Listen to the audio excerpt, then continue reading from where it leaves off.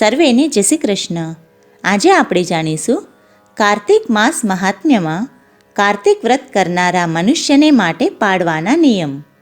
બ્રહ્માજી કહે છે, વ્રત કરનાર પુરુષે સદા એક પ્રહર રાત શેષ રહે ત્યારે ઉઠી જવું જોઈએ.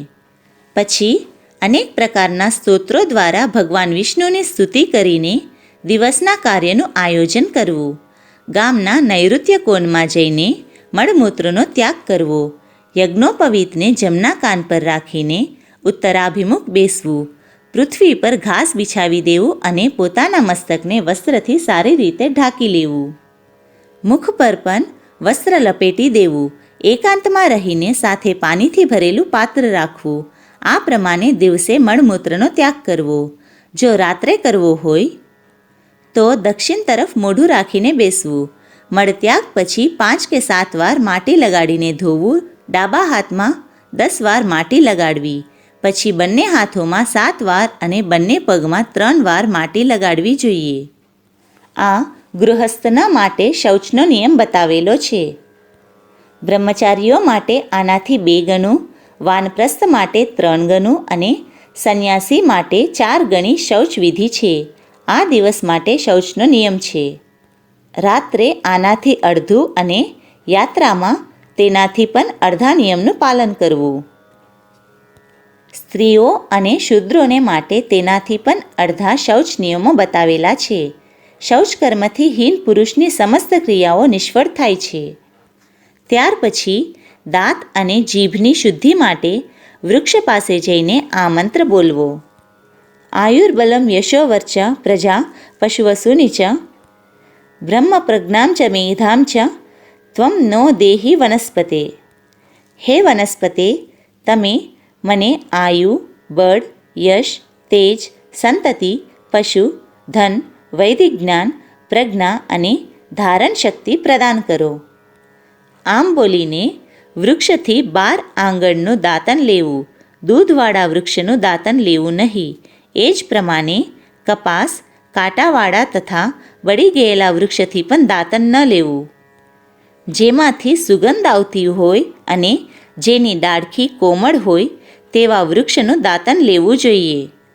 ઉપવાસના દિવસે, નવમી અને છઠ્ઠની તિથિએ, શ્રાદ્ધના દિવસે, રવિવારે, ગ્રહણમાં, પ્રતિપદાએ તથા અમાસે પણ વૃક્ષનું દાંતન ન કરવું જોઈએ. જે દિવસે દાંતન કરવાનું વિધાન નથી તે દિવસે 12 કોગળા કરી લેવા જોઈએ. વિધિપૂર્વક દાંતોને શુદ્ધ કરીને મોઢું પાણીથી ધોઈ લેવું અને ભગવાન વિષ્ણુના નામોનું ઉચ્ચારણ કરતા રહીને 2 ઘડી રાત બાકી હોય ત્યારે સ્નાન માટે જળાશય પર જવું.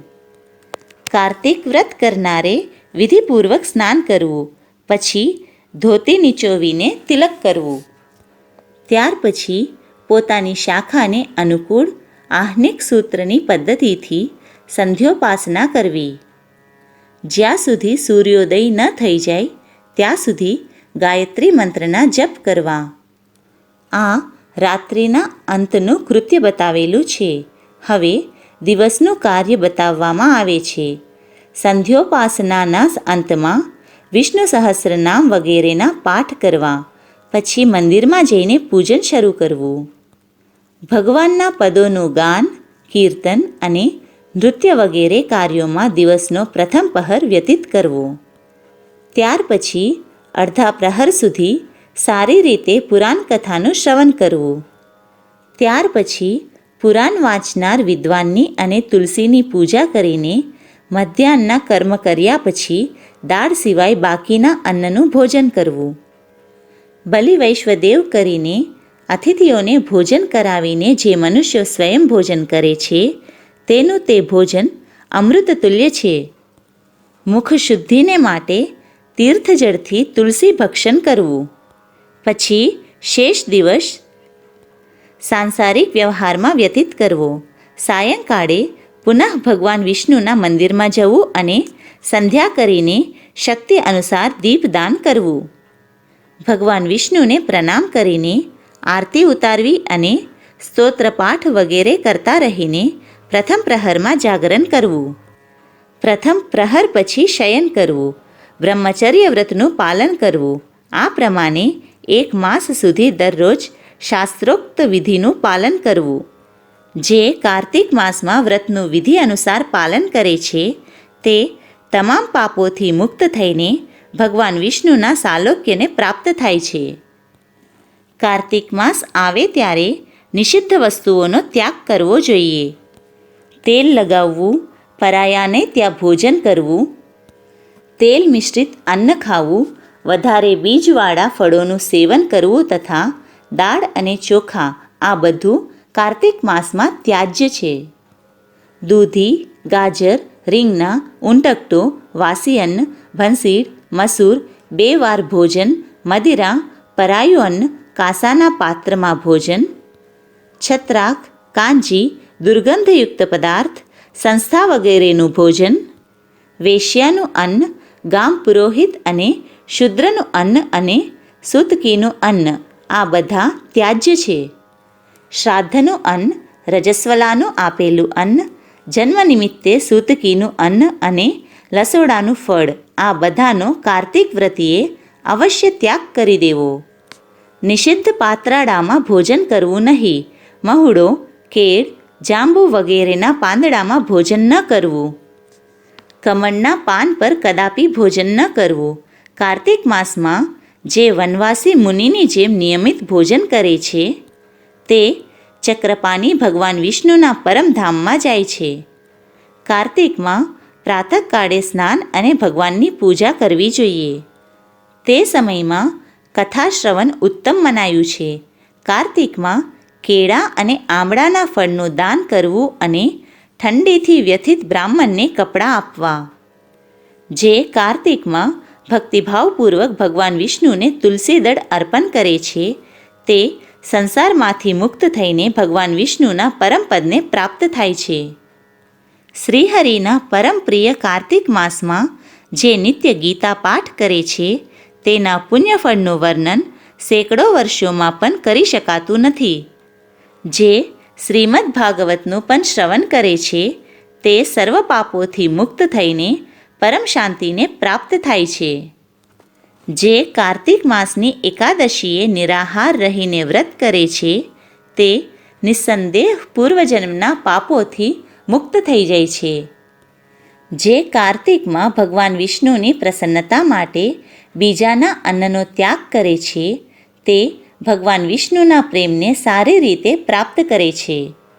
જે રસ્તા પર ચાલીને થાકેલા, માંદા અને ભોજનના સમયે ઘેર આવેલા અતિથિનું ભક્તિભાવપૂર્વક પૂજન કરે છે તે હજારો જન્મોના પાપોનો નાશ કરે છે.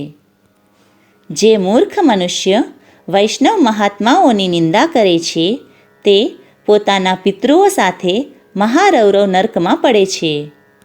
જે ભગવાનની અને ભગવાનના ભક્તોની નિંદા સાંભળીને ત્યાંથી દૂર ના ચાલ્યો જાય તે ભગવાનનો પ્રિય ભક્ત નથી. જે કાર્તિક માસમાં ભગવાન વિષ્ણુની પરિક્રમા કરે છે તેને ડગલે ડગલે અશ્વમેધ યજ્ઞનું ફળ પ્રાપ્ત થાય છે. જે કાર્તિક માસમાં પરાઈ સ્ત્રી સાથે સંગમ કરે છે તેના પાપો કઈ રીતે દૂર થશે એ કહેવું મુશ્કેલ છે. જેના લલાટમાં તુલસીની માટીનું તિલક દેખાય છે તેની સામે જોવામાં યમરાજ પણ સમર્થ નથી. પછી તેમના ભયાનક દૂતોની તો વાત જ ક્યાં છે. કાર્તિકમાં ભગવાન વિષ્ણુની પ્રસન્નતા માટે ધર્મનું અનુષ્ઠાન કરવું જોઈએ. માસ વ્રતની સમાપ્તિ થાય ત્યારે તે વ્રતની પૂર્ણતાને માટે શ્રેષ્ઠ બ્રાહ્મણને દાન આપવું જોઈએ. જે કાર્તિક માસમાં ભગવાન વિષ્ણુના મંદિરને ચૂના વગેરેથી ધોડાવે છે તે ભગવાન વિષ્ણુની સમીપ આનંદનો અનુભવ કરે છે.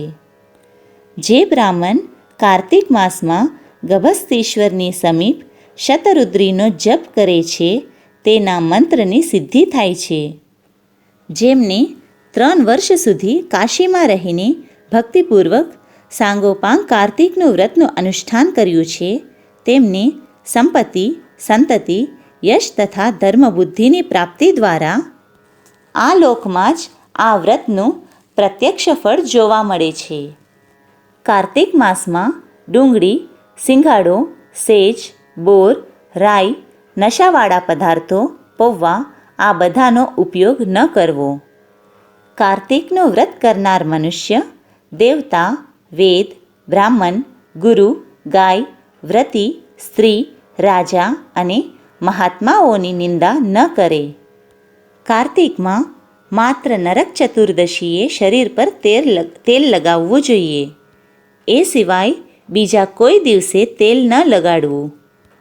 નાલિકા, મૂળા, કોઠું પણ ન ખાવા.